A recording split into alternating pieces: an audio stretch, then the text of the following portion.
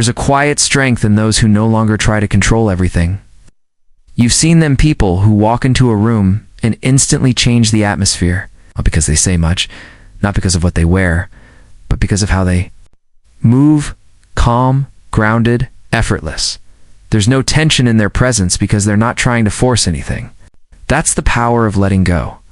Control isn't strength. It's fear disguised as effort. We try to control our relationships because we're afraid of being hurt. We try to control our careers because we're afraid of failure. We try to control how people see us because we're afraid of not being enough.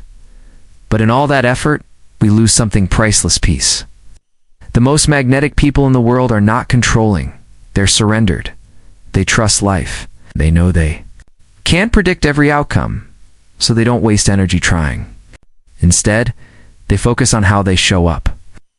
They embody a kind of emotional stillness that feels like safety to others. Psychologist Mihaly Csikszentmihalyi called this flow a state where your mind is fully present, where you're not resisting, not forcing, just being. And in that state, your energy changes. You become more open, more relaxed, more powerful without saying a word. Imagine living without constantly managing everything. Imagine not needing to have all the answers. That freedom, that lightness is what draws people to you. Not because you're pretending to be in control, but because you've stopped needing to be. You're not tense. You're not overthinking. You're simply moving through life with grace. And that grace, that ease, is rare. It whispers, "I'm not here to chase. I'm here to receive." Bye. That's the shift. That's where magnetism begins, not in control, but in surrender. Asterisk, every time you look to someone else to validate your worth, you give away a piece of your power. It's subtle, checking your phone to see if they texted back, wondering how your post is performing online, replaying conversations in your head, hoping you were liked. We all do it. It's human to want approval. But when your sense of self becomes dependent on external feedback, you become emotionally fragile. One compliment lifts you, one criticism destroys you. It's not confidence. That's emotional dependency disguised as connection. And the truth is, the most attractive energy in the room is self-sourced. It's not loud. It's not arrogant. It's someone who walks in knowing they belong, whether anyone claps or not. That's the kind of energy people notice and remember. When you stop chasing validation, something shifts inside. You begin to show up more authentically. You speak with clarity, not to impress, but to express. You dress for yourself. You create without overthinking. You live in alignment instead of performance, and people feel it. They're drawn to you not because you need them, but because you don't. That detachment, that inner certainty, is rare. It signals strength. It whispers, "I've got me," and others instinctively trust that.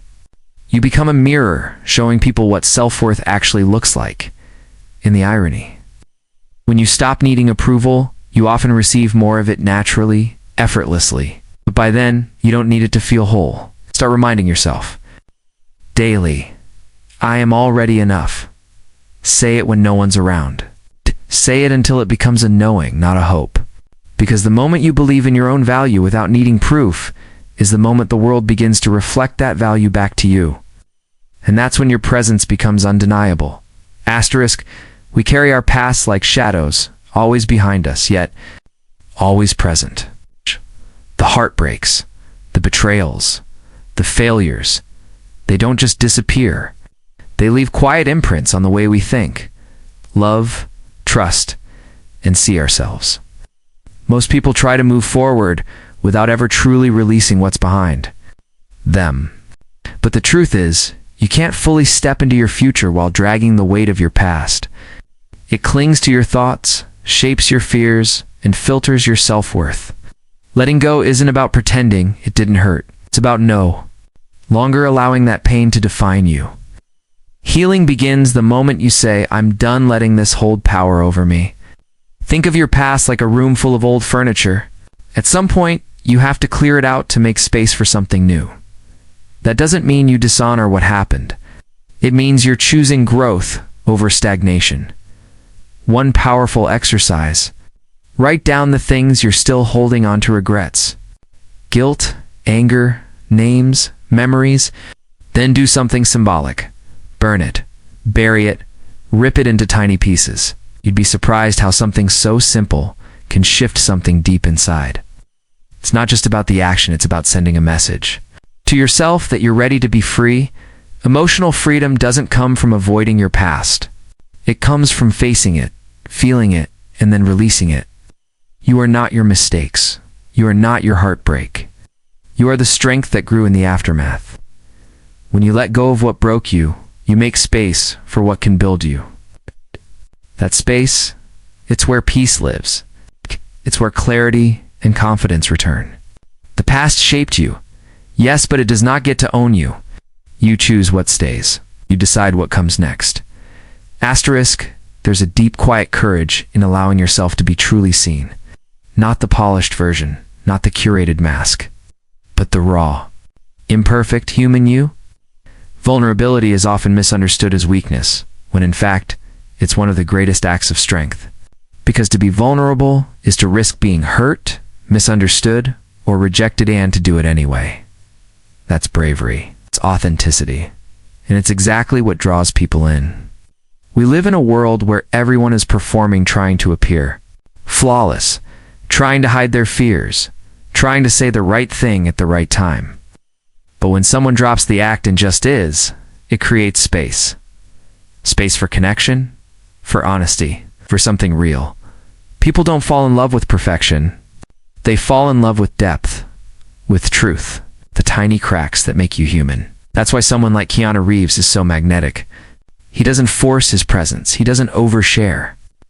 But you can feel that he's real, and that quiet realness resonates more than any performance ever could. Vulnerability isn't about pouring your soul out to everyone. It's about dropping the armor. It's allowing someone to see that you're not always okay, that you don't have all the answers, and that you're still worthy of being loved anyway. Dr. Brown's research shows that vulnerability is the foundation of intimacy, creativity, and joy. Without it, we only ever touch the surface of life.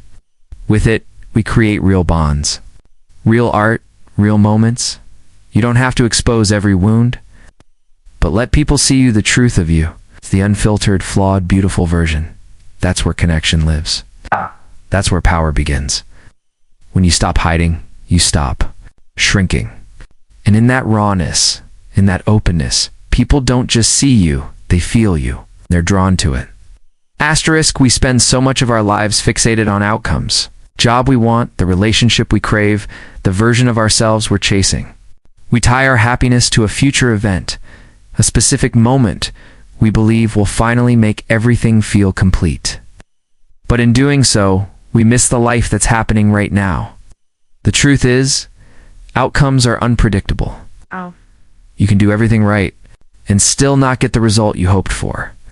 That doesn't mean you failed.